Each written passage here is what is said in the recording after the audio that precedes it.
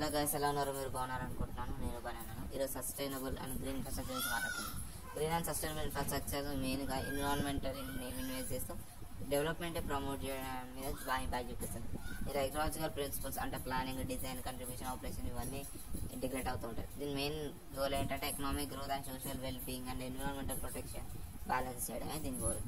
ఈ ఒక renewable energies అంటే సోలార్, విండ్ ఇవన్నీ యూజెస్ని ప్రమోట్ చేస్తాయి. గ్రీన్ బిల్డింగ్స్ ఎనర్జీ కాంపిటీషన్ అంటే ఎఫిషియన్సీ అండ్ డీటెయిల్స్ ద్వారా ఎనర్జీ కాంపోజిషన్ రిడ్యూస్ చేస్తాయి. Sustainable transport systems, public transport, cycling, electric vehicle సిస్టమ్ని ఎంకరేజ్ చేస్తాయి. వాటర్ ఎఫిషియెంట్ ఇన్ఫ్రాస్ట్రక్చర్స్ అంటే rain water harvesting, water waste water recycling ఇన్ఫ్రాస్ట్రక్చర్ని ఎఫిషియెంట్గా ఇంక్లూడ్ అయ్యేలా చేస్తుంది. అర్బన్ గ్రీన్ స్పేసెస్ ఎయిర్ క్వాలిటీని ఎన్హాన్స్ చేస్తూ సిటీస్లో ఉన్న హీట్ ఐలాండ్స్ రెడ్యూస్ చేస్తాయి. ఇది కార్బన్ ఎమిషన్స్, న్యాచురల్ రిసోర్స్ని కన్సర్వ్ చేస్తూ రెడ్యూస్ చేస్తాయి అన్నమాట.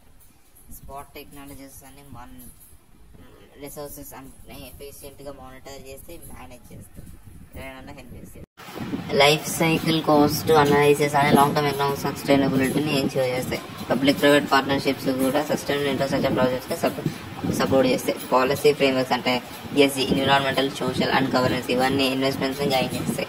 గ్రీన్ ఇన్ఫ్రాస్ట్రక్చర్స్ అని న్యాచురల్ హ్యాబిటాట్స్ని ప్రొటెక్ట్ చేయడంలో బయోడైవర్సిటీని సపోర్ట్ చేస్తాయి. సస్టైనబుల్ మెటీరియల్స్ అంటే recycle concrete, eco friendly asphalt ఇవన్నీ యూజ్ చేస్తారనమాట. ఇవి climate change and extreme weather ఈవెంట్స్ని రీసైలెన్స్ చేయడంలో ఇంక్రీజ్ అవుతాయి అన్నమాట. వేస్ట్ టు ఎనర్జీ ప్లాన్స్ అన్ని ఈ వేస్ట్ని కవర్ చేసి రెన్యూవబుల్ ఎనర్జీ జోన్స్కి మార్చేస్తాయి. కమ్యూనిటీ పార్టిసిపేషన్ అన్ని ఇంక్లూసివ్గా లోకల్ బెనిఫిట్స్ని పార్టిసిపేషన్ ఎలా చేస్తాయి.